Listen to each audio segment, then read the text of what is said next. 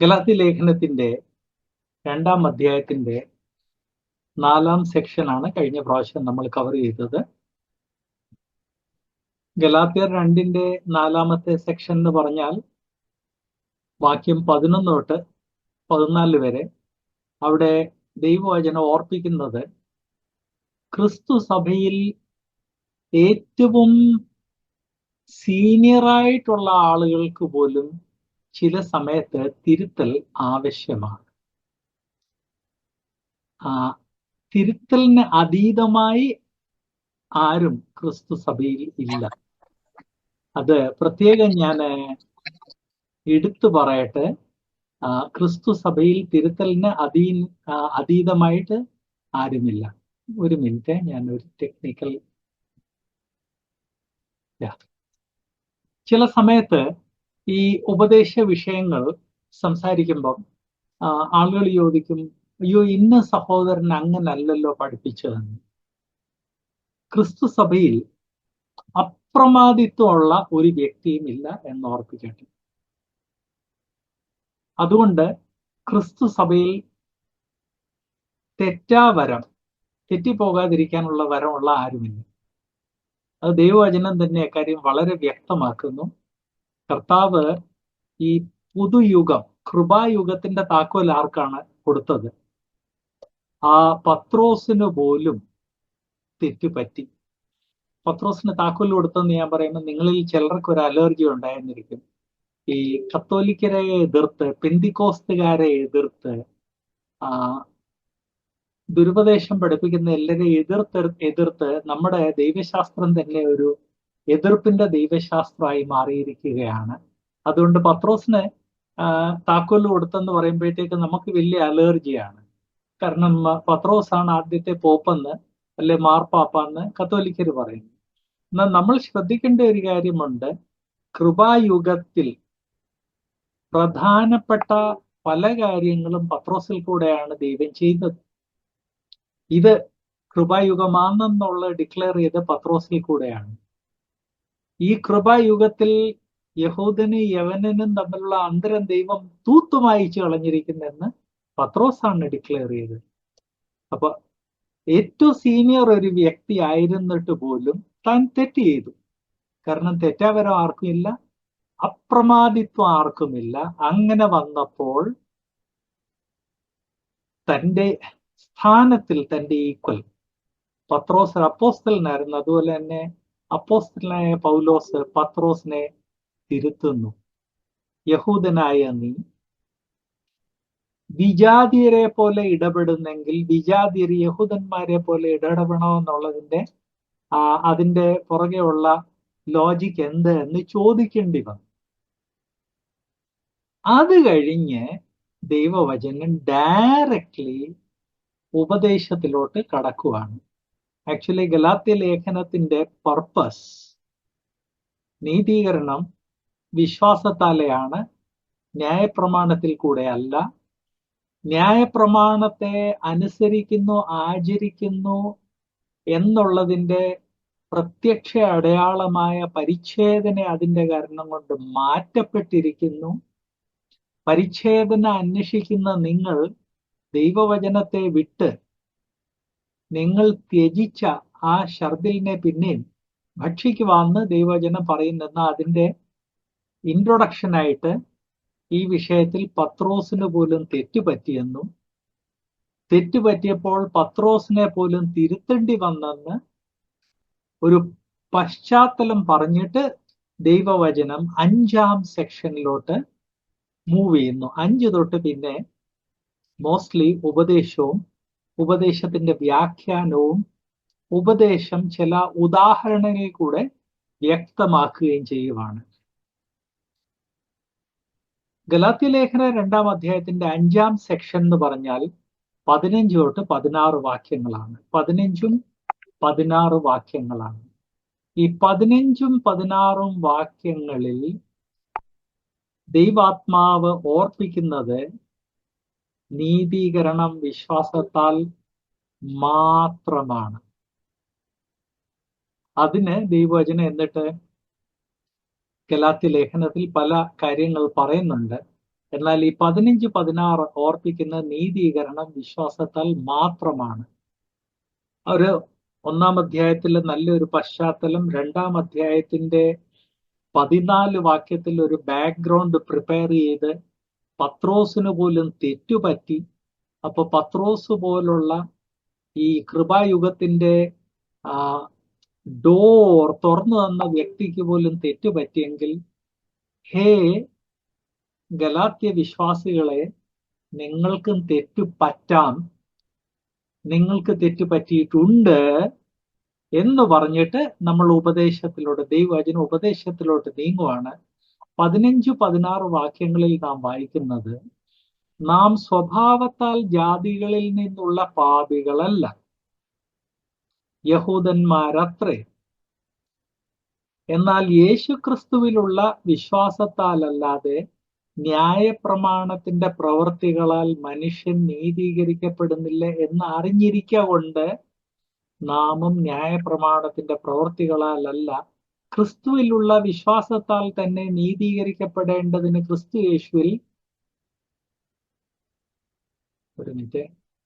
യേശുവിൽ വിശ്വസിച്ചു. ന്യായപ്രമാണത്തിന്റെ പ്രവൃത്തികളാൽ ഒരു ജഡവും നീതീകരിക്കപ്പെടുകയില്ലല്ലോ. ഈ യഹൂദന്മാരുടെ ഇടയ്ക്ക് ന്യായപ്രമാണത്തോട് അവർക്ക് വലിയ അറ്റാച്ച്മെന്റ്, കമ്മിറ്റ്മെന്റ് ഒക്കെ ഉണ്ടായിരുന്നെങ്കിലും നീതീകരണം ന്യായപ്രമാണത്തിൽ കൂടെ അല്ല എന്ന് വ്യക്തമായിട്ട് മനസ്സിലാക്കിയ ധാരാളം യഹൂദന്മാരുണ്ടായിരുന്നു, മനസ്സിലാക്കാത്തവരും ഉണ്ടായിരുന്നു. അതിന്റെ ബെസ്റ്റ് എക്സാമ്പിൾ ആണ് പരീശന്മാർ. അവര് വേദപുസ്തകത്തിന്റെ ആദ്യത്തെ 5 പുസ്തകങ്ങൾ കാണാതെ പഠിച്ച് വേദപുസ്തകത്തിലുള്ള ആ ന്യായപ്രമാണത്തിലുള്ള ചെറിയ ചെറിയ കാര്യങ്ങളൊക്കെ ചെയ്യുന്നത് വളരെ കർശനമായിട്ട് ചെയ്ത അവരിൽ പലർക്ക് ഈ നീതീകരണം വിശ്വാസത്താലേ ആണ് എന്നുള്ളത് വ്യക്തമായില്ലായിരുന്നു. ശാസ്ത്രിമാരിൽ കുറച്ചുകൂടെ അവരുടെ ഇടയ്ക്ക് വിഷയങ്ങൾ കുറച്ചുകൂടെ മനസ്സിലാക്കിയ കുറച്ചു പേരുണ്ടായിരുന്നു. എന്നാൽ യഹൂദന്മാരുടെ പൊതുജനത്തിന്റെ മധ്യേ പഴയ നിയമത്തിൽ നീതീകരണം വിശ്വാസത്തിൽ കൂടെ ആയിരുന്നു എന്ന് വ്യക്തമായിട്ട് മനസ്സിലാക്കിയ ധാരാളം യഹൂദന്മാരുണ്ടായിരുന്നു. യഹൂദന്മാരെ പഠിപ്പിച്ചവരുടെ ഇടയ്ക്കും നീതീകരണം വിശ്വാസത്താലെയാണ് എന്ന് മനസ്സിലാക്കിയ ധാരാളം ആളുകൾ ഉണ്ടായിരുന്നു. അതുകൊണ്ടാണ് ഈ 15-ാം വാക്യം പറയുന്നത്, നാം സ്വഭാവത്താൽ ജാതികളിൽ നിന്നുള്ള പാപികൾ അല്ല. ജാതികൾക്ക് ഈ സന്ദേശം ലഭിച്ചിട്ടില്ല, അവർ പാപത്തിൽ തന്നെ കണ്ടിന്യൂ ചെയ്യുന്നു. എന്നാൽ യഹൂദന്മാരുടെ മധ്യേ പലർക്കും വിശ്വാസത്താലേ ഉള്ള നീതീകരണത്തിന്റെ സന്ദേശം കർത്താവായ യേശുക്രിസ്തു ഈ ലോകത്തിൽ വരുന്നതിന് മുൻപ് തന്നെ വ്യക്തമായിരുന്നു. യോഹന്നാ സ്നാപകൻ വന്ന് മാനസാന്തരം പ്രസംഗിച്ചത് അതിൽ ഭൂരിഭാഗവും യഹൂദന്മാരായിരുന്നെന്ന് ഞാൻ ഓർപ്പിക്കട്ടെ. യോഹന്നാ സ്നാപകന്റെ സന്ദേശം നാം ഇന്നത്തെ കോണ്ടെക്സ്റ്റിൽ കേൾക്കുമ്പോൾ നമുക്ക് വേണ്ടത്ര വ്യക്തമല്ല. എന്നാൽ യഹൂദൻ അറിയാവുന്ന ആ പശ്ചാത്തലത്തിൽ യോഹന്നാ സ്നാപകന്റെ സന്ദേശം, അതുപോലെ തന്നെ യെശയ്യാവിന്റെ പുസ്തകത്തിന്റെ അവസാനത്തെ 3-1 ഇതൊക്കെ വായിച്ചു കഴിയുമ്പോൾ നീതീകരണം വിശ്വാസത്താലെയാണെന്നുള്ളത് വ്യക്തമാകും. അതേ പശ്ചാത്തലത്തിൽ യോനയുടെ പുസ്തകം കണ്ടു കഴിഞ്ഞാൽ അവിടെ ആരും പരിച്ഛേദന ഏറ്റില്ല, എന്നാൽ ദൈവം അവർക്കെല്ലാം രക്ഷ നൽകി. സോ അങ്ങനെ ഈ യഹൂദന്മാരെ സ്വഭാവത്താലെ അറിവില്ലാത്ത പാപികളെ പോലെ അല്ല എന്ന് 15-ാം വാക്യം പറയുന്നു.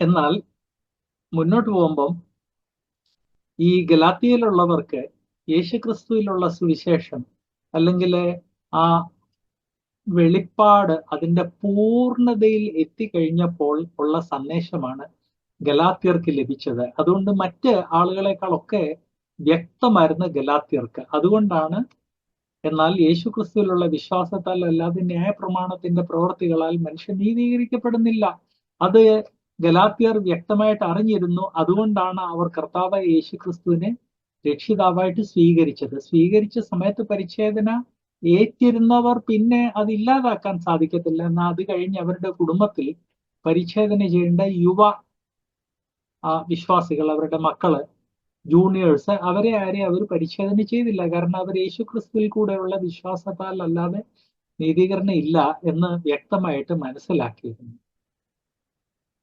ഇതിന്റെ അടിസ്ഥാനത്തിൽ നമ്മൾ മനസ്സിലാക്കേണ്ടത് മനുഷ്യൻ പാപിയാണെന്നുള്ളത് യഹൂദന്മാർ അറിഞ്ഞിരുന്നു. എന്നാൽ ഈ യഹൂദനും പാപിയാണ്, വിജാതിയരും പാപിയാണ്.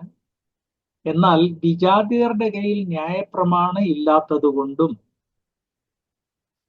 യഹൂദൻ ജന്മം തൊട്ടേ ന്യായപ്രമാണം അമ്മ അപ്പനിൽ നിന്ന് പഠിച്ചു വരുന്ന രീതിയിൽ വിജാതിയർ പഠിക്കുന്നില്ലാത്തതിന്റെ കാരണം കൊണ്ടും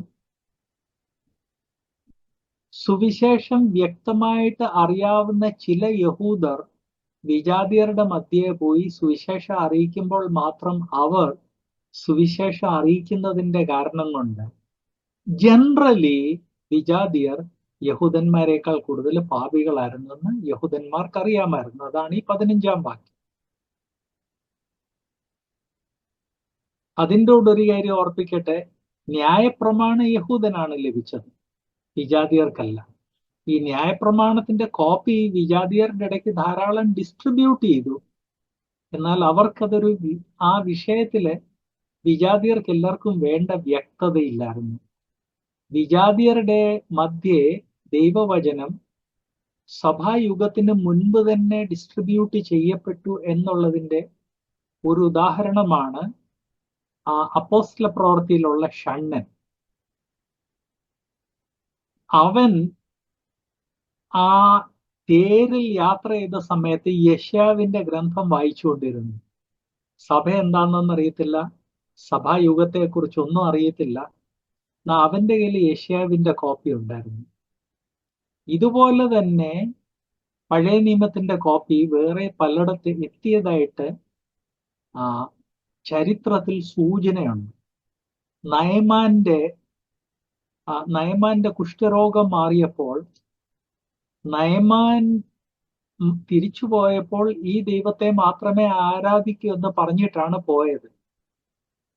അങ്ങനെ സിറിയയും യഹൂദന്മാരും തമ്മിലുള്ള ഒരു ബന്ധമുണ്ടാവുകയും ആ ബന്ധം അവർ സിറിയയിൽ നിന്നുള്ളവരെ തുടർച്ചയായിട്ട് ആ ബന്ധം പുലർത്തിയതിന്റെ കാരണം കൊണ്ട് പഴയ നിയമം സിറിയയിൽ എത്തിയതായിട്ട് സൂചനയുണ്ട്. അങ്ങനെയാണ് ക്രിസ്തു സഭ അല്ലെ ഈ കൃപായുഗത്തിന്റെ സന്ദേശം വന്നപ്പോൾ സിറിയയിലുള്ളവർ വലിയ സന്തോഷത്തോടെ അത് സ്വീകരിച്ചതും അങ്ങനെ സിറിയയിൽ ഒരു ക്രിസ്ത്യൻ ചർച്ച് ഉണ്ടായതും പുതിയ നിയമ പുസ്തകങ്ങളുടെ ഏറ്റവും ആദ്യത്തെ ട്രാൻസ്ലേഷൻ സുറിയാനി ഭാഷയിലോട്ട് ചെയ്യുകയും ചെയ്ത് ഇതെല്ലാം നമ്മൾ മനസ്സിലാക്കണം. സോ അങ്ങനെ സുവിശേഷം അറിയാവുന്ന ചില വ്യക്തികളിൽ കൂടെ വിജാതിയരുടെ മധ്യേ സുവിശേഷം എത്തിയെങ്കിലും യഹൂദൻ ജനിക്കുമ്പോ തൊട്ട് ചുറ്റിന് ന്യായപ്രമാണം ഉള്ളതുപോലെ ദേവാലയത്തിൽ ന്യായപ്രമാണം, അല്ലെങ്കിൽ അതിനു മുൻപ് സമാഗമന കൂടാരത്തിൽ ന്യായപ്രമാണം, പരിച്ഛേദന ചെയ്യുന്ന കാലം തൊട്ട് ന്യായപ്രമാണം അവന്റെ ജീവിതത്തിൽ അത് ആ പരിച്ഛേദന ചെയ്യുന്ന സമയത്ത് മനസ്സിലാകത്തില്ലെങ്കിലും കുറച്ച് കഴിയുമ്പോൾ പേരൻസ് അത് പറഞ്ഞു കൊടുക്കും. സോ യഹൂദന് ഈ ന്യായപ്രമാണം അവനെ ആവരണം ചെയ്തിരുന്നതിന്റെ കാരണം കൊണ്ട് അവന്റെ ജീവിതത്തിൽ പല രീതിയിലുള്ള നിയന്ത്രണങ്ങൾ ഉണ്ടായിരുന്നു. വിജാതിയർക്ക് ആ നിയന്ത്രണങ്ങൾ ഇല്ലായിരുന്നു. രക്ഷയുടെ അനുഭവത്തിൽ വന്ന വിജാതിയർക്കുണ്ടായിരുന്നു, എന്നാൽ അവരുടെ സംഖ്യ വളരെ പരിമിതമായിരുന്നു. അല്ലാത്ത വിജാതിയർക്ക് അങ്ങനെയുള്ള നിയന്ത്രണങ്ങൾ ഇല്ലായിരുന്നു. അവരെ ആവരണം ചെയ്യുന്ന ഒരു ന്യായപ്രമാണം ഇല്ലായിരുന്നു. അതുകൊണ്ട് യഹൂദന്മാർ വിജാതിയരെ അവരെക്കാൾ വളരെയധികം പാപികളായിട്ടാണ് കൺസിഡർ ചെയ്തത്. സഭായുഗം വന്നപ്പോൾ ഈ വിഷയങ്ങളെല്ലാം, നീതീകരണം വിശ്വാസത്താലേ ആണ് എന്നുള്ള വിഷയങ്ങളെല്ലാം കുറെ കൂടെ വ്യക്തമായി. കർത്താവായ യേശുക്രിസ്തുവിൽ വിശ്വസിച്ചാൽ നീ നിന്റെ കുടുംബവും രക്ഷ പ്രാപിക്കും. അങ്ങനെയുള്ള സന്ദേശങ്ങൾ അപ്പോസ്തല പ്രവൃത്തി എഴുതപ്പെട്ട ആ യുഗത്തിൽ വളരെ വ്യക്തമായിട്ട് യഹൂദനോടും വിജാതിയരോടും ദൈവാത്മാവ് പറഞ്ഞു. അങ്ങനെ സഭായുഗം ആയപ്പോഴത്തേക്ക് വിജാതിയർക്കു ആ മെസ്സേജ് വളരെ വ്യക്തമായിട്ട് കിട്ടി. പഴയ നിയമകാലത്ത് അവിടെ എവിടെയും ചില യഹൂദന്മാർ ചെന്ന് പറഞ്ഞെങ്കിൽ പുതിയ നിയമയുഗം ആയപ്പോഴത്തേക്ക് ഈ യെരുശലേമിൽ നിന്ന് ഛിന്ന ഭിന്നമായ യഹൂദന്മാർ ആദ്യമേ യഹൂദന്മാരോട് മാത്രം ആ സന്ദേശം പറഞ്ഞുള്ളൂ. എന്നാൽ അപ്പോസ്തല പ്രവൃത്തി തന്നെ പറയുന്ന അത് കഴിഞ്ഞ് അവർ കണ്ട് വിജാതിയരോടും ആ സന്ദേശം പറഞ്ഞു. അതുപോലെ തന്നെ കർത്താവ് അപ്പോസ്തലനായ പൗലോസിനെ വിളിച്ചത് വിജാതിയരുടെ അപ്പോസ്തലനായിട്ടാണ്. അങ്ങനെ പൗലോസ് പോയി ധാരാളം സ്ഥലത്ത് ചെന്ന് സുവിശേഷം പ്രസംഗിച്ചു. ഗലാത്യയിലും പ്രസംഗിച്ചു. ഗലാത്യയിൽ ധാരാളം യഹൂദന്മാരും രക്ഷിക്കപ്പെട്ടു, ധാരാളം വിജാതിയരും രക്ഷിക്കപ്പെട്ടു. അവരോടാണ് ഇപ്പം ദൈവവചനം സംസാരിക്കുന്നത്. ദൈവവചനം അവരെ ഓർപ്പിക്കുന്നത് നീതീകരണം വിശ്വാസത്താൽ മാത്രമാണ്. റോമാലേഖനം അത് വ്യക്തമായിട്ട് പറയുന്നുണ്ട്. അബ്രഹാം വിശ്വസിച്ചു, അത് അവന് നീതിക്കായി കണക്കാക്കപ്പെട്ടു. ഇവിടെ നാം വ്യക്തമായിട്ട് മനസ്സിലാക്കേണ്ടത്, ഗലാത്യയിലുള്ള ആളുകള് അവര് ന്യായപ്രമാണം അനുസരിക്കണമെന്ന് പറഞ്ഞപ്പോൾ ദൈവാത്മാവ് ഇവിടെ അവരെ ഓർപ്പിക്കുന്നത് നീതീകരണം ന്യായപ്രമാണം അനുസരിക്കുന്നതിൽ കൂടെയല്ല, കർത്താവായ യേശുക്രിസ്തുവിനെ രക്ഷിതാവായിട്ട് സ്വീകരിക്കുന്നതിൽ കൂടെയാണ്. ഇവിടെ ഗലാത്യ ലേഖനത്തിന്റെ ആ കാതലായ കോർ സന്ദേശം ദൈവാത്മാവ് ആദ്യമായിട്ട് പറഞ്ഞു കഴിഞ്ഞ് അതിനെക്കുറിച്ച് ധാരാളം വിശദീകരണങ്ങൾ നൽകുന്നു. ഈ വിശദീകരണങ്ങൾ നൽകുന്നതിന് കാരണമുണ്ട്. ഒന്ന്, യെരുശലേമിൽ നിന്ന് വന്ന ആളുകൾ അവരെ വളരെയധികം കൺഫ്യൂസ് ചെയ്തിരുന്നു. രണ്ട്, ഗലാത്യ സഭയിൽ യഹൂദന്മാരും ഉണ്ടായിരുന്നു, വിജാതിയരും ഉണ്ടായിരുന്നു. യഹൂദന്മാര് കൺഫ്യൂസ്ഡ് ആയിരുന്നു ഈ യെരുശലേമിൽ നിന്ന് വന്ന ആളുകളുടെ കാരണമുണ്ട്. ഈ കൺഫ്യൂസ്ഡ് ആയിട്ടുള്ള യഹൂദന്മാരെ കണ്ടു കഴിഞ്ഞപ്പം ആ ഗലാത്യ സഭയിൽ ഉണ്ടായിരുന്ന വിജാതിയരും കൺഫ്യൂസ് ആയി. ഇവിടെ ദൈവാത്മാവ് ഓർപ്പിക്കുന്ന നോ ന്യായപ്രമാണം ആചരിച്ചത് കൊണ്ടല്ല, വിശ്വാസത്താലെയാണ് മനുഷ്യൻ അന്നും നീതീകരണം പ്രാപിച്ചത്, ഇന്നും നീതീകരണം പ്രാപിക്കുന്നത്. ഇതേ കാര്യം റോമാലേഖനം 3-ാം അധ്യായത്തിന്റെ 20-22 വാക്യം വ്യക്തമാക്കുന്നു.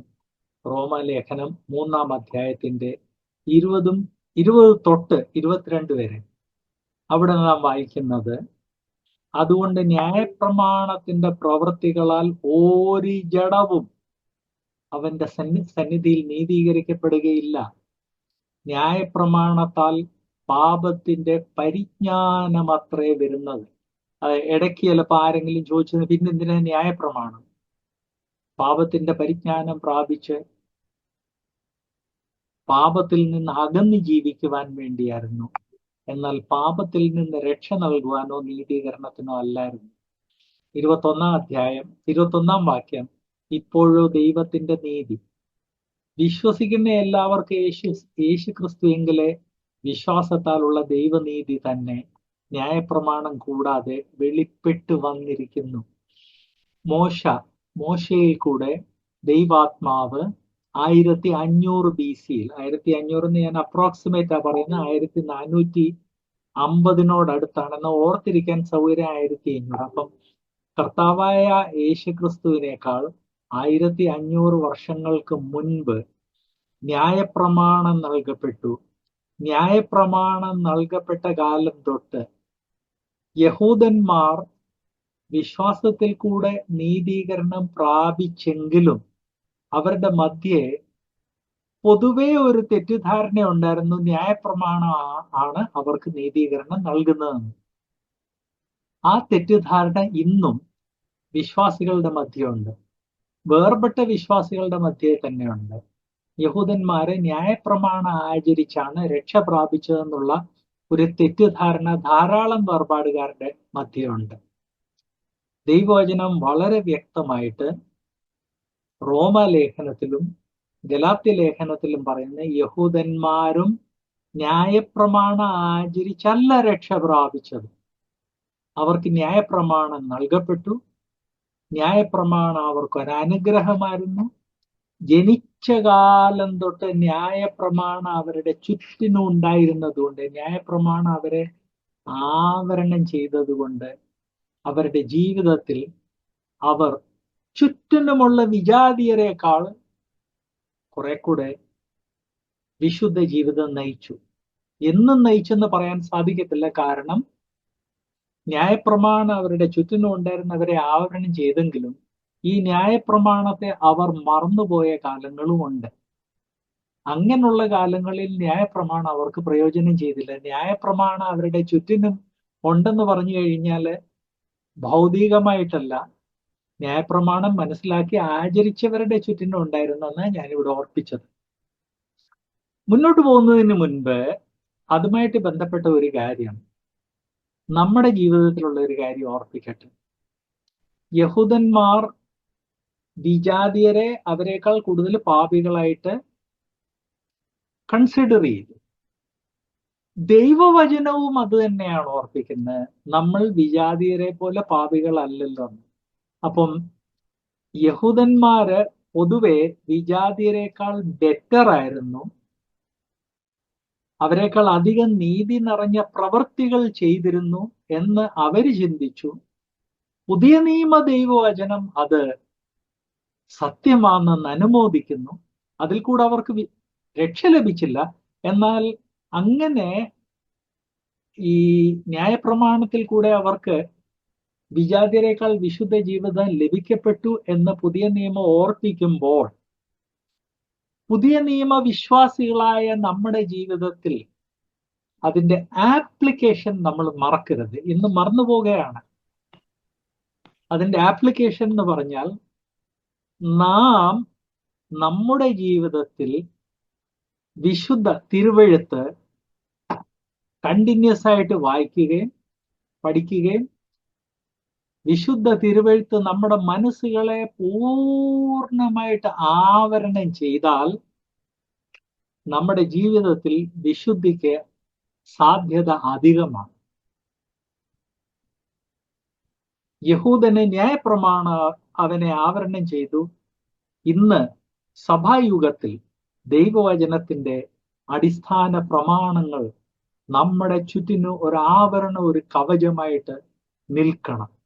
അതുമായിട്ട് ബന്ധപ്പെട്ട രണ്ടാമതൊരു കാര്യം ഞാൻ ഓർപ്പിക്കാൻ ആഗ്രഹിക്കുന്നത്, വേർപാട് സഭകളിൽ ആദ്യകാലം തൊട്ട് ഉണ്ടായിരുന്ന ഒരു പരിചയമാണ്, കുട്ടി ജനിച്ച് ഒരു 2 വാചകം അങ്ങോട്ട് സംസാരിക്കാൻ കഴിവാകുമ്പോഴത്തേക്ക് ദൈവ സ്നേഹമാകുന്നു, യഹോവ എൻ്റെ ഇടയനാകുന്നു എന്നുള്ള വാക്യങ്ങൾ തൊട്ട് പിന്നെ അവരെ വാക്യങ്ങൾ തന്നെ പഠിപ്പിക്കുന്ന ഒരു കാലമുണ്ടായിരുന്നു.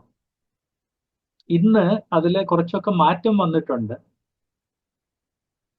എന്നാൽ അന്ന് അങ്ങനെ ദൈവവചനം വളരെ ക്രമീകൃതമായിട്ട് അവരെ കാണാതെ പഠിപ്പിച്ചതുകൊണ്ട് അവർ എവിടെ പോയാലും ദൈവവചനം അവരുടെ മനസ്സിന്, അവരുടെ ചുറ്റിനും ഒരാവരണമായിട്ട്, ഒരു കവചമായിട്ട് നിന്നു.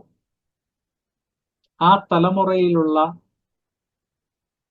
ലക്ഷക്കണക്കിന് വേർപാടുകാര്, പതിനായിരക്കണക്കിന് ലക്ഷക്കണക്കിന് ഇപ്പോഴായത് 10,000-കണക്കിന് വേർപാടുകാര് കേരളം വിട്ട് ആദ്യ വടക്കേ ഇന്ത്യയിലും, അത് കഴിഞ്ഞ് ധനകാര്യ വിഷയങ്ങളിൽ ഡിമാൻഡ്, അവരുടെ ആവശ്യകതകൾ കൂടിക്കഴിഞ്ഞപ്പോൾ ഗൾഫിലും അമേരിക്കയിലും മറ്റ് രാഷ്ട്രങ്ങളിൽ പോയി. ഈ വേർപാടുകാർ കേരളം വിട്ട് പോയിടത്തെല്ലാം അവർ അവിടെ വേർപാട് സഭകൾ തുടങ്ങാൻ കാരണമായി തീർന്നു. വടക്കേ ഇന്ത്യയിൽ സുവിശേഷകന്മാർ പോയി ഒത്തിരി സഭകൾ തുടങ്ങിയിട്ടുണ്ടെന്നുള്ളത് സത്യമാണെങ്കിലും കേരളത്തിന്റെ പുറത്ത് ധാരാളം സഭകൾ ജോലിക്ക് വേണ്ടി പോയ ആളുകളും തുടങ്ങിയിട്ടുണ്ട്. രണ്ടാമത്തെ കാര്യം, സുവിശേഷകന്മാര് സഭ തുടങ്ങിയ പല സ്ഥലത്തും കേരളത്തിൽ നിന്ന് ജോലിക്ക് പോയ ഈ ദൈവവചന അറിയാവുന്ന വിശ്വാസികളാണ് അവർക്ക് സപ്പോർട്ടും അവർക്കൊരു കവചമായിട്ട് നിന്നത്.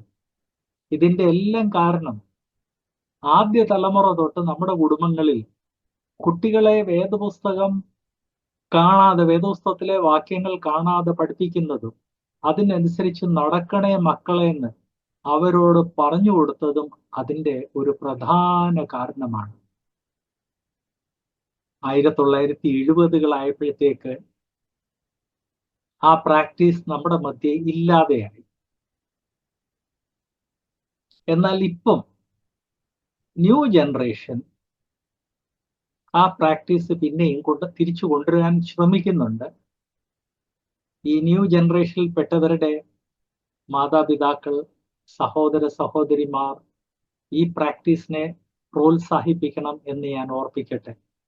യഹൂദനെ അവൻ പോയിടത്തെല്ലാം ന്യായപ്രമാണം അവൻ പഠിച്ചതിന്റെ കാരണം കൊണ്ട് ആ ന്യായപ്രമാണം അവന് ഒരു സുരക്ഷാ കവചമായി തീർന്നതുപോലെ നമ്മുടെയൊക്കെ മക്കൾ പോകുന്ന സ്ഥലത്തൊക്കെ ദൈവവചനം അവർക്കൊരു സുരക്ഷാ കവചമായി തീരുവാൻ വേണ്ടി ഈ പഴയ നിയമത്തിലുള്ള പ്രാക്ടീസ് കണ്ട് അതുപോലെ ഗലാത്യ ലേഖനം പറയുന്നത് അത് വായിച്ച് അതിന്റെ ബേസിസിൽ നമ്മളും നമ്മുടെയൊക്കെ കുടുംബങ്ങളിൽ ഈ പ്രാക്ടീസസ് ഇല്ലെങ്കിൽ അത് തിരിച്ചു കൊണ്ടുവരണം, ഉണ്ടെങ്കിൽ അതിന് പൂർണ്ണമായിട്ട് പ്രോത്സാഹനം കൊടുക്കണം. പ്ലസ് ഇവിടെ സഭകളെ ലീഡ് ചെയ്യുന്ന പല സഹോദരന്മാരുണ്ട്, സൺഡേ സ്കൂളുകളിൽ പഠിപ്പിക്കുന്ന പല സഹോദരിമാരുണ്ട്, അല്ലാതെ തന്നെ മറ്റുള്ളവരോട് വിശുദ്ധ തിരുവെഴുത്തിനെ കുറിച്ച് സംസാരിക്കുന്ന സഹോദര സഹോദരിമാരുണ്ട്. അവർ ഈ വിഷയം മനസ്സിൽ വെച്ചിട്ട് ദൈവവചന ഈ തലമുറയ്ക്ക് അവരുടെ മനസ്സിന്റെ ചുറ്റിനും ഒരു ആവരണം, ഒരു സുരക്ഷാ കവചമായി തീരുവാൻ വേണ്ടി ഈ പ്രാക്ടീസിനെ പ്രോത്സാഹിപ്പിക്കണം എന്ന് ഗലാത്യ ലേഖനത്തിലെ 15-16 വാക്യങ്ങളുടെ വെളിച്ചത്തിൽ ഞാൻ നിങ്ങളെ ഓർപ്പിക്കാൻ ആഗ്രഹിക്കുന്നു. ന്യായപ്രമാണത്തിന്റെ പ്രവൃത്തി കൊണ്ട് ആരും നീതീകരിക്കപ്പെടുന്നില്ല. എന്നാൽ ആ ന്യായപ്രമാണം അറിഞ്ഞതുകൊണ്ട് അവർ വിജാതിരേക്കാൾ ബെറ്റർ ജീവിതം നയിച്ചു.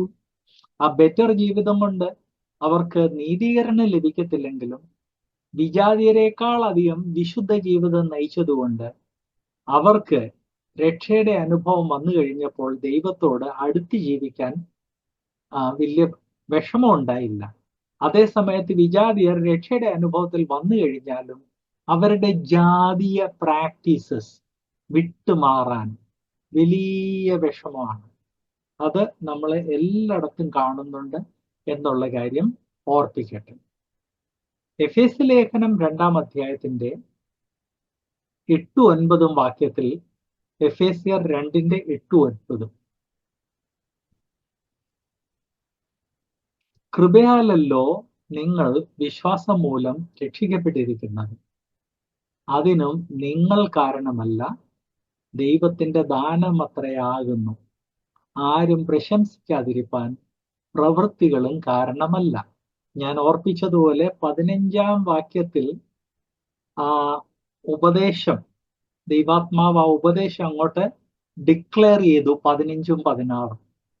ഈ ഉപദേശം ഗലാത്യ ലേഖനത്തിൽ മാത്രമല്ല, പുതിയ നിയമത്തിൽ റോമാലേഖനം തൊട്ട് യൂദായുടെ ലേഖനം വരെ വ്യക്തമായിട്ട് പറഞ്ഞിട്ടുണ്ട്. അപ്പൊ നിങ്ങൾ ചോദിച്ചെന്നിരിക്കും, മറ്റു ബുക്സിൽ പറഞ്ഞിട്ടില്ലേ? പറഞ്ഞിട്ടുണ്ട്. പഴയ നിയമത്തിലുള്ള പ്രധാനപ്പെട്ട ബുക്സില് പല ബുക്സിലും രക്ഷയെക്കുറിച്ച് പറഞ്ഞിട്ടുണ്ട്. എന്നാൽ ഈ പഴയ നിയമ ഗ്രന്ഥങ്ങളിൽ ഉപയോഗിച്ചിരിക്കുന്ന വൊക്കാബുലറി, പദപ്രയോഗങ്ങൾ, അത് കർത്താവായ യേശുക്രിസ്തു ഈ മനുഷ്യാവതാരം എടുക്കുന്നതിന് മുൻപായതുകൊണ്ട് വേണ്ടത്ര ഇന്ന് നമുക്ക് വ്യക്തമായിരിക്കുന്ന രീതിയിൽ വ്യക്തമല്ലായിരുന്നു. സഭായുഗം വന്നു കഴിഞ്ഞപ്പോൾ കർത്താവ് ലോകത്തിൽ വന്നു, നമുക്ക് വേണ്ടി ക്രൂശിയാഗം നടത്തി, സ്വർഗാരോഹണം ചെയ്തു, പെന്തിക്കോസ്ത് നാൾ വന്നു. അത് കഴിഞ്ഞ് ഈ വിഷയം ഏറ്റവും വ്യക്തമായിട്ട് ദൈവാത്മാവ് ഈ ലേഖനങ്ങളിൽ കൂടെ നമുക്ക് തന്നിട്ടുണ്ട്. പൂർണ്ണമായത് വരുമ്പോൾ അംശമായത് മാറിപ്പോകുമെന്ന് പറഞ്ഞപ്പോൾ വിശുദ്ധ തിരുവഴുത്താണ് പൂർണ്ണമായത്. നമ്മൾ ഓർക്കണം, പൂർണ്ണമായ വിശുദ്ധ തിരുവഴുത്ത് വന്നപ്പോൾ പഴയ നിയമത്തിൽ ഷാഡോ വഴി, ഉദാഹരണം വഴിയൊക്കെ പറഞ്ഞ കാര്യങ്ങൾ ഇന്ന് വളരെ വ്യക്തമാണ്. അങ്ങനെ വ്യക്തമായിട്ട് പല ലേഖനങ്ങളിൽ പറഞ്ഞിട്ടുണ്ട്. അതിൽ ഒരെണ്ണം ഞാൻ നിങ്ങളുടെ മുമ്പിൽ ഇവിടെ പറഞ്ഞതേ ഉള്ളൂ.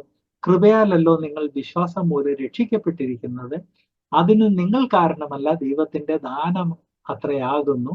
ആ ഒരു വാക്യത്തിൽ രക്ഷയുടെ എസൻസ് വളരെ ക്ലിയർ ആയിട്ട് ഇവിടെ പറയുന്നുണ്ട്. എന്നാൽ ഗലാത്യരോട് ദൈവാത്മാവ് പറഞ്ഞതുപോലെ തന്നെ എഫീസരോടും ദൈവാത്മാവ് 9-ാം വാക്യത്തിൽ പറയുന്ന ആരും പ്രശംസിക്കാതിരിപ്പാൻ പ്രവൃത്തികളും കാരണമല്ല. ഗലാത്യയിൽ ഏറ്റവും വലിയ പ്രശ്നം അതായിരുന്നല്ലോ. അവർ വിശ്വസിച്ചു, രക്ഷ പ്രാപിച്ചു, എന്നാൽ ചില പ്രവൃത്തിയുടെ ആവശ്യമാണെന്ന് യെരുശലേമിൽ നിന്ന് വന്ന ജൂഡൈസേഴ്സ് പറഞ്ഞു. അപ്പം പ്രവൃത്തി ആവശ്യമാണെന്നുള്ള തെറ്റിദ്ധാരണയിൽ അവർ ഇരുന്നു. ആ തെറ്റിദ്ധാരണ തന്നെയാണെന്ന് ഗലാത്യ ലേഖനം വ്യക്തമാക്കുന്നു. എന്നാൽ വിശുദ്ധ തിരുവഴുത്തിൽ മറ്റുള്ള ഭാഗങ്ങളും അത് വ്യക്തമാക്കുന്നു. ഫിലിപ്പി ലേഖനം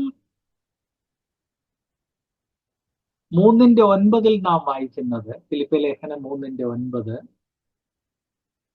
ഞാൻ ക്രിസ്തുവിനെ നേടേണ്ടതിനും ന്യായപ്രമാണത്തിൽ നിന്നുള്ള എൻ്റെ സ്വന്തം നീതിയല്ല, ക്രിസ്തുവിങ്കലുള്ള വിശ്വാസം മൂലം ദൈവം വിശ്വസിക്കുന്നവർക്ക് നൽകുന്ന നീതി തന്നെ ലഭിച്ചു. അപ്പൊ ക്രിസ്തുവിനെ നേടേണ്ടതിനും ആ ക്രിസ്തുവിൽ നിന്നുള്ള നീതി ലഭിക്കുന്നത് വിശ്വാസം മൂലം ദൈവവചനം ഇവിടെ ഓർപ്പിക്കുന്നു. ഈ വാക്യങ്ങളെല്ലാം ഞാൻ എന്തിനാണ് പറയുന്നതെന്ന് ഞാൻ ഒരു പ്രാവശ്യം കൂടെ ഓർപ്പിക്കട്ടെ.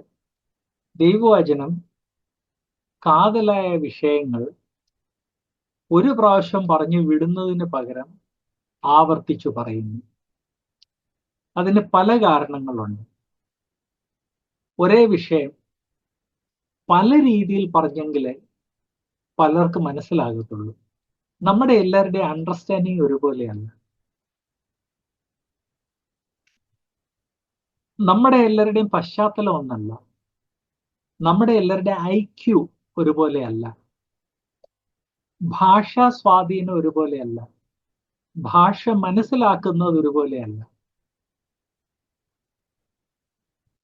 അതുകൊണ്ട് ദൈവവചനം ഒരേ ആശയത്തെ, കാതലായ വിഷയങ്ങളെ കുറിച്ച് ആ ആശയം പല രീതിയിൽ പലയിടത്ത് പറയുന്നുണ്ട്. ചിലർക്ക് പെട്ടെന്ന് മനസ്സിലാകും, മറ്റു ചിലർക്ക് പെട്ടെന്ന് മനസ്സിലാകും. അതിനാണ് ദൈവവചനം ഈ ഒരു വിഷയത്തെ റിപ്പീറ്റ് ചെയ്യുന്നതിന്റെ മറ്റൊരു കാരണം, കാതലായ വിഷയങ്ങൾ ഏതെങ്കിലും ഒരിടത്തെ പറഞ്ഞിട്ടുള്ളെങ്കിൽ ദുരുപദേഷ്ടാക്കന്മാർ ഉടനെ വന്ന് പറയാൻ, ആകെ ഒരു പ്രാവശ്യം പറഞ്ഞ ഒരു വാക്യത്തിന്റെ അടിസ്ഥാനത്തിൽ നിങ്ങൾ ഇത് കാതലായ ഉപദേശമാണെന്ന് പറയുന്നു. അപ്പൊ അവരെ എതിർത്ത് നിൽക്കുവാൻ വേണ്ടിയോടാണ് ദൈവവചനം കാതലായ ഉപദേശങ്ങൾ ഒന്നിലധികം സ്ഥലത്ത് ദൈവവചനത്തിൽ നമുക്ക് തന്നിരിക്കുന്നത്.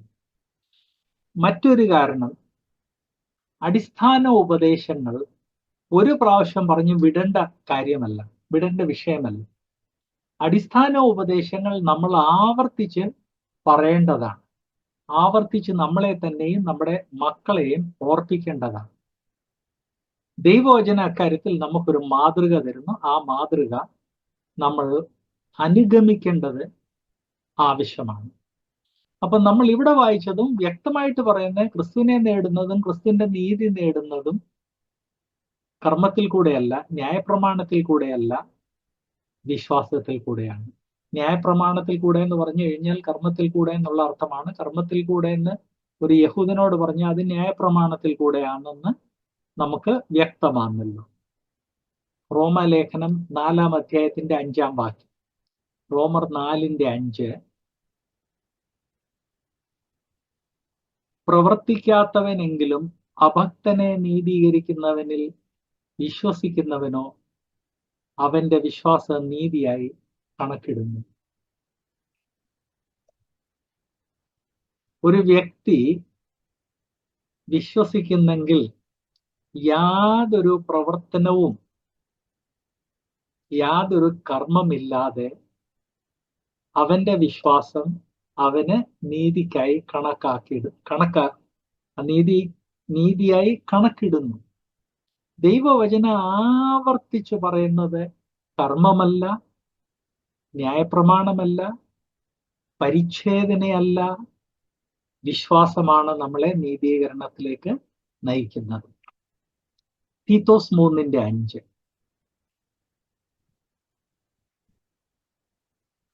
തീത്തോസ് 3:5 ഇതേ കാര്യം ഓർപ്പിക്കുന്നത്, അവൻ നമ്മെ നാം ചെയ്ത നീതി പ്രവർത്തികളാലല്ല തന്റെ കരുണപ്രകാരമത്രേ രക്ഷിച്ചത്. അഗെയിൻ നമുക്ക് രക്ഷ ലഭിക്കുന്നത്, നീതീകരണം ലഭിക്കുന്നത് നമ്മുടെ കർമ്മങ്ങളിൽ കൂടെയല്ല, ദൈവത്തിന്റെ കരുണപ്രകാരമാണ്. നമ്മൾ വിശ്വസിക്കുമ്പോൾ അതൊരു കർമ്മമല്ല, ദൈവാശ്രയമാണ്. അതിൽ കൂടെയാണ് രക്ഷ ലഭിക്കുന്നത്. ദൈവവചനം ഓർപ്പിക്കുന്നു. അങ്ങനെ വിഷയം, ഈ ഗലാത്യരോട് പറയാനിരുന്ന വിഷയം ആദ്യമേ ഒരു പശ്ചാത്തലവും, അത് കഴിഞ്ഞ് ഉദാഹരണങ്ങളും പറഞ്ഞു കഴിഞ്ഞ് 15-ാം വാക്യത്തിൽ ഉദാഹരണം പറഞ്ഞത് പത്രോസിന്റെ, അത് കഴിഞ്ഞ് ഈ 15-ാം വാക്യത്തിൽ നീതീകരണം വിശ്വാസത്താലെ മാത്രമാണെന്നുള്ള ഉപദേശത്തിലേക്ക് കടന്നു. ഈ ഉപദേശം നമ്മൾ മുറുകെ പിടിച്ച് നമ്മുടെ മക്കളെ കൂടെ പഠിപ്പിക്കേണ്ടത് ആവശ്യമാണ്. ഇവിടെ മുന്നോട്ട് പോകുന്നതിന് മുൻപ് ഒരു കാര്യം ഞാൻ ഓർപ്പിക്കട്ടെ. വിശ്വാസത്താലെ നീതീകരണം ലഭിച്ച വിശ്വാസികളിൽ നിന്ന് നാം ഒരു വിശുദ്ധ ജീവിതം പ്രതീക്ഷിക്കുന്നു. യാക്കോബിന്റെ ലേഖനം വ്യക്തമായിട്ട് പറയുന്നത്, ദൈവം നമുക്ക് തരുന്ന നീതീകരണം വിശ്വാസത്താലെ പ്രാപിക്കുന്നു. അങ്ങനെ നീതീകരണം വിശ്വാസത്താലെ പ്രാപിച്ചത് നമ്മൾ കർമ്മങ്ങളിൽ കൂടെ വെളിപ്പെടുത്തുന്നു. അതുകൊണ്ട് നമ്മുടെ കർമ്മങ്ങളിൽ കൂടെ വെളിപ്പെടണം എന്ന് യാക്കോബിന്റെ ലേഖനം പറയുന്നു. ദൈവവചനം തന്നെ അതെങ്ങനെ, കർമ്മങ്ങളിൽ കൂടെ എങ്ങനെ വെളിപ്പെടും എന്നുള്ളത് ഗലാത്യ ലേഖനത്തിൽ തന്നെ വ്യക്തമാക്കുന്നുണ്ട്. യാക്കോബിൽ പറയുന്നത് കർമ്മങ്ങളിൽ കൂടെ വെളിപ്പെടണം എന്ന്. ഗലാത്യ ലേഖനം വ്യക്തമാക്കുന്നത് കർമ്മങ്ങളിൽ കൂടെ എങ്ങനെ വ്യക്തമാകും? ആത്മാവിന്റെ ഫലത്തിൽ കൂടെ. അപ്പോൾ ഒരു വിശ്വാസി കർത്താവായ യേശുക്രിസ്തുവിനെ രക്ഷിതാവായിട്ട് സ്വീകരിച്ച ഒരു വ്യക്തി പരിശുദ്ധാത്മാവിന്റെ നിറവിൽ ജീവിക്കുമ്പോൾ തൻ്റെ ജീവിതത്തിൽ പരിശുദ്ധാത്മാവിന്റെ ഫലം അത് പുറപ്പെടുവിക്കുമ്പോൾ തൻ്റെ കർമ്മത്തിൽ കൂടെ മറ്റുള്ളവരുടെ മുൻപിൽ താൻ നീതീകരിക്കപ്പെടും. അങ്ങനൊരു സംഭവം ക്രിസ്തീയ ജീവിതത്തിൽ ഉണ്ട്. എനിക്ക് വ്യക്തിപരമായി ഡസൻ കണക്കിന് വിശ്വാസികളെ അറിയാം. അവരെക്കുറിച്ച് അവരുടെ ചുറ്റിനുമുണ്ടായിരുന്ന ആളുകൾ ആ വ്യക്തി നീതിമാനായിരുന്നു എന്ന് പറയാറുണ്ട്. ഓഫ് കോഴ്സ് ഈ നീതിമാന്റെ ലേബൽ ലഭിച്ചത് ചിലര് അവരുടെ നീതി എന്ന് പറഞ്ഞാൽ അത് കപടമായിരുന്നു. അങ്ങനെയുള്ള ഒരു 10% അല്ലെങ്കിൽ 20% മാറ്റിയാൽ തന്നെ 80% ആളുകൾ ശരിയായ നീതി നിറഞ്ഞ ജീവിതം നയിച്ചു, ആത്മാവിന്റെ ഫലം പുറപ്പെടുവിച്ചു. അതിന്റെ കാരണം കൊണ്ട് യാക്കോബിന്റെ ലേഖനത്തിൽ പറഞ്ഞതുപോലെ അവരുടെ കർമ്മങ്ങളും കൊണ്ട് നീതി വ്യക്തമായി. അത് അവിശ്വാസികൾ പോലും ഹി വാസ് റൈച്ചസ്, അവനൊരു നീതിമാനായിരുന്നു എന്ന് പറയാൻ കാരണമായി തീർന്നു. വിശ്വാസികളായ നാം മുന്നോട്ട് പോകുന്നതിന് മുൻപ് സമൂഹത്തിൽ നമ്മുടെ ജീവിതം, നമ്മുടെ സാക്ഷ്യം എന്ത് എന്ന് ഒരു നിമിഷം ഒന്ന് പരിശോധിക്കുന്നത് നല്ലതായിരിക്കും. നാം എവിടെ ജീവിക്കുന്നു ആ സമൂഹത്തിൽ രക്ഷയുടെ സന്ദേശം നമ്മൾ അവർക്ക് കൊടുക്കുന്ന വരമൊഴിയിലും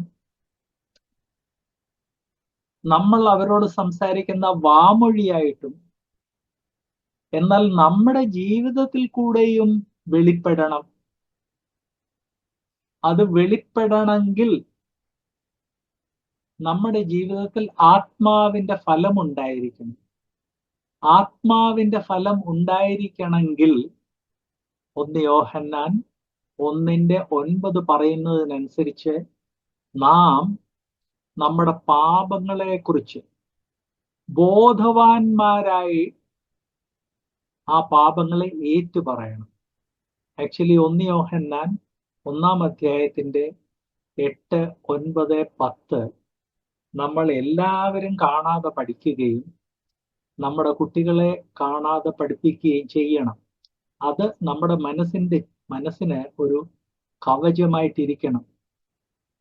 നമ്മിൽ പാപമില്ലെന്ന് പറഞ്ഞാൽ അത് തെറ്റാ, പാപ സ്വഭാവം ഇല്ലെന്ന് പറഞ്ഞാൽ തെറ്റാണെന്ന് ദൈവവചനം അവിടെ പറയുന്നു.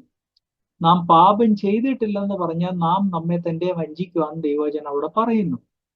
അപ്പൊ ഈ കവചത്തിന്റെ വെളിച്ചത്തിൽ അനുദിന ജീവിതത്തിൽ ഓരോ നിമിഷവും നമ്മിൽ ഓരോരുത്തരും അവരവരുടെ ജീവിതത്തെ പരിശോധിച്ച് ജീവിതത്തിൽ വന്ന പാപങ്ങള്, തെറ്റുകളെ, കുറ്റങ്ങളെ, ന്യൂനതകളെ അത് പരിശോധിച്ച് പരിശുദ്ധാത്മാവിനോട്, ദൈവത്തോട് ക്ഷമ യാചിച്ച് പാപക്ഷമ പ്രാപിക്കണം. ഇപ്പൊ ഞാൻ പറഞ്ഞത് കർമ്മങ്ങളിൽ കൂടെ വെളിപ്പെടണമെങ്കിൽ പരിശുദ്ധാത്മാവിന്റെ ഫലം ഉണ്ടാകണം. പരിശുദ്ധാത്മാവിന്റെ ഫലം നമ്മുടെ ജീവിതത്തിൽ ഉണ്ടാകണമെങ്കിൽ നാം ചെയ്യുന്ന പാപങ്ങൾ, അല്ലെ ചെയ്തു പോയ പാപങ്ങൾ മനസ്സിലാക്കി കർത്താവിനോട് ക്ഷമ ചോദിക്കണം. നാം ചെയ്യുന്നത് പാപമാണ് എന്ന് മനസ്സിലാകണമെങ്കിൽ വിശുദ്ധ തിരുവെഴുത്ത് നമ്മുടെ ഹൃദയങ്ങളിൽ വസിക്കണം. അല്ലാതെ ഒരു പാപം ചെയ്തു കഴിഞ്ഞാൽ അത് പാപമാണെന്ന് നമുക്ക് തോന്നത്തില്ല. അപ്പം പാപമാണെന്ന് തോന്നണമെങ്കിൽ വിശുദ്ധ തിരുവെഴുത്ത് നമ്മുടെ മനസ്സിൽ വസിക്കണം. അങ്ങനെ വിശുദ്ധ തിരുവെഴുത്ത് നമ്മുടെ മനസ്സിൽ വസിക്കുമ്പോൾ ഇരുവായ്ത്തലയുള്ള ആ വാള് നമ്മുടെ ഹൃദയത്തിലുള്ള ആശയങ്ങളെ പരസ്പരം സെപ്പറേറ്റ് ചെയ്ത് നമുക്ക് വ്യക്തമാക്കി തരും. ആ ഇരുവായ്ത്തലയുള്ള വാള് നമ്മുടെ ഹൃദയങ്ങളിൽ പ്രവർത്തിക്കണമെങ്കിൽ വിശുദ്ധ തിരുവെഴുത്ത് നമ്മുടെ ഹൃദയങ്ങളിൽ പ്രവേശിക്കണം. വിശുദ്ധ തിരുവെഴുത്ത് നമ്മുടെ ഹൃദയത്തിൽ പ്രവേശിക്കണമെങ്കിൽ വിശുദ്ധ തിരുവെഴുത്ത് വായന നമ്മുടെ ജീവിതത്തിൽ ഒരു റെഗുലർ ഹാബിറ്റ് ആയിരിക്കണം. അങ്ങനെ വായന ഒരു റെഗുലർ ഹാബിറ്റ് ആയിരിക്കണമെങ്കിൽ നമ്മൾ അതിനു വേണ്ടി സമയം മാറ്റിവെക്കണം. ഇക്കാലത്ത് പലര് സഭായോഗത്തിലൊക്കെ വരുമ്പോൾ വേദോസ്തവത്തിൽ നിന്ന് ആരെങ്കിലും ഒരു വാക്യം പറഞ്ഞാൽ അത് അവരുടെ മൊബൈലിൽ എടുത്തു നോക്കും. അത് വലിയ പാപമായിട്ട് ചിലർ പറയാറുണ്ട്. അതൊരു പാപമൊന്നുമല്ല. എന്നാൽ അങ്ങനെ ഉപയോഗിക്കുന്ന പലരുമായിട്ട് വ്യക്തിപരമായിട്ട് പരിചയിച്ച് ഇടപെട്ട് കഴിഞ്ഞപ്പോൾ മനസ്സിലായ ഒരു കാര്യം, അങ്ങനെ എപ്പോ ആവശ്യം വന്നു കഴിഞ്ഞാലും മൊബൈലെടുത്ത് നോക്കി നോക്കി നോക്കി ഈ വിശുദ്ധ തിരുവെഴുത്ത് കയ്യിലെടുത്ത് ഒരു ഫിക്സ്ഡ് ടൈമിൽ വായിക്കുന്ന ആ പരിചയം അവരുടെ ജീവിതത്തിൽ ഇല്ലാതെ ആയിരിക്കുകയാണ്. എല്ലാവരുടെയും ജീവിതത്തിൽ ഇല്ലാതെ ആയിരിക്കുക എന്ന് ഞാൻ പറയുന്നില്ല. എന്നാൽ എൻ്റെ ഫ്രണ്ട് സർക്കിളിൽ ഉപദേശിമാരുണ്ട്, ബൈബിൾ ടീച്ചേഴ്സ് ഉണ്ട്, അല്ലാതെ പലരുണ്ട്. ആ മൊബൈലില് വളരെയധികം ആശ്രയിക്കുന്ന പലരുടെ ജീവിതത്തിൽ അങ്ങനെയുള്ള ഒരു ആശ്രയത്തിന്റെ കാരണം കൊണ്ട് വേദപുസ്തകം വായന വളരെ കുറഞ്ഞിട്ടുണ്ട്. അങ്ങനെ വേദോസ്തവം വായന കുറഞ്ഞതിന്റെ കാരണം കൊണ്ട് അവരുടെ ജീവിതത്തിൽ റെഗുലർ വേദോസ്തവ വായന ഇല്ല. ഒരു നല്ല നനഞ്ഞ തോർത്തങ്ങോട്ടെടുത്ത് പിഴിഞ്ഞു കഴിയുമ്പോൾ വെള്ളത്തിന്റെ ജലാംശം വളരെ കുറവേ ഉള്ളൂ. അതുപോലെ എല്ലാവരുടെയും ജീവിതത്തിൽ ഇല്ല, ചിലരുടെയൊക്കെ ജീവിതത്തിൽ മൊബൈൽ ബൈബിൾ വന്ന് ബൈബിൾ വായന അങ്ങില്ലാതാക്കി. നമ്മൾ ആരുടെയെങ്കിലും ജീവിതത്തിൽ അങ്ങനെ സംഭവിച്ചിട്ടുണ്ടെങ്കിൽ നിങ്ങളുടെ മൊബൈലിൽ നിന്ന് ആ ബൈബിളെ മായ്ച്ചു കളയണമെന്ന് ഞാൻ അഭ്യർത്ഥിക്കുന്നു. മൊബൈലിൽ ബൈബിൾ വായിക്കുന്ന തെറ്റാണെന്ന് ഞാൻ ഇവിടെ പറഞ്ഞില്ല, നോ. എന്നാൽ മൊബൈലിനെ ആശ്രയം നിങ്ങളുടെ ജീവിതത്തിൽ ബൈബിൾ വായന, റെഗുലർ ബൈബിൾ വായനയുടെ കാര്യം ഞാൻ ഈ പറയുന്നത്, ഒന്നിൽ രാവിലെ അല്ലേ വൈകിട്ട് അല്ലെ ഒരു ഫിക്സ്ഡ് ടൈമിൽ ആ വായന ഇല്ലാതാക്കിയിട്ടുണ്ടെങ്കിൽ ഇല്ലാതാക്കിയ കാരണത്തെ നിങ്ങൾ ഇല്ലാതാക്കണം എന്നുകൂടി ഞാൻ ഓർപ്പിക്കട്ടെ. ഞാൻ ക്ലോസിംഗിൽ പറഞ്ഞ കാര്യം ആദ്യം ഒന്ന് പറയട്ടെ. നീതീകരണം വിശ്വാസത്താലെയാണ്. എന്നാൽ വിശ്വാസത്താലെ ലഭിച്ച നീതീകരണം മറ്റുള്ളവരുടെ മുമ്പിൽ നമ്മൾ പ്രവൃത്തിയിൽ കൂടെ കാണിക്കണം. പ്രവൃത്തിയിൽ കൂടെ കാണിക്കണമെങ്കിൽ ആത്മാവിന്റെ ഫലം ഉണ്ടാകണം. ആത്മാവിന്റെ ഫലം ഉണ്ടാകണമെങ്കിൽ ആത്മാവിന്റെ നിറവിലുള്ള ജീവിതം വേണം. ആത്മാവിന്റെ നിറവിലുള്ള ജീവിതം വേണമെങ്കിൽ നമ്മുടെ ജീവിതത്തിൽ കടന്നു വരുന്ന പാപങ്ങളെയും കുറ്റങ്ങളെയും നമ്മൾ റെഗുലറായിട്ട് ഏറ്റു പറയണം. അങ്ങനെ ഏറ്റു പറയണമെങ്കിൽ ആ പാപവും കുറ്റവും നമ്മൾ ചെയ്യുന്ന പാപമാണ്, അത് കുറ്റപ്രവൃത്തിയാണ്, തെറ്റാണ് എന്ന് മനസ്സിലാക്കാൻ വേണ്ടി ദൈവവചനം നമ്മുടെ മനസ്സിൽ വസിക്കണം. ദൈവവചനം നമ്മുടെ മനസ്സിൽ വസിക്കണമെങ്കിൽ ആ പാപവും കുറ്റമാണെന്ന് നമ്മൾ മനസ്സിലാക്കണമെങ്കിൽ ഇരുവായുത്തലയുള്ള വാൾ നമ്മുടെ മനസ്സിൽ പ്രവർത്തിക്കണം. ഇരുവായുത്തലയുള്ള വാൾ പ്രവർത്തിക്കണമെങ്കിൽ ദൈവവചനം നമ്മുടെ മനസ്സിൽ വസിക്കണം. ദൈവവചനം നമ്മുടെ മനസ്സിൽ വസിക്കണമെങ്കിൽ ദൈവവചനം റെഗുലറായിട്ട് വായിച്ചിരിക്കണം. അതിൻ്റെ ഒരു കാര്യം കൂടെ ഓർപ്പിക്കട്ടെ, കാണാതെ പഠിച്ചിരിക്കണം. ദൈവവചനം കാണാതെ പഠിക്കാൻ വേണ്ടി ഒരു പ്രായപരിധി ഇല്ല. ഏത് പ്രായത്തിൽ അത് ചെയ്യാം, ഏത് പ്രായത്തിലും ചെയ്യണം എന്ന് ഓർപ്പിക്കുന്നു. കർത്താവ് ഇങ്ങനെ ഒരു അവസരം നൽകിയതിന് ഞാൻ ദൈവത്തെ സ്തുതിക്കുന്നു.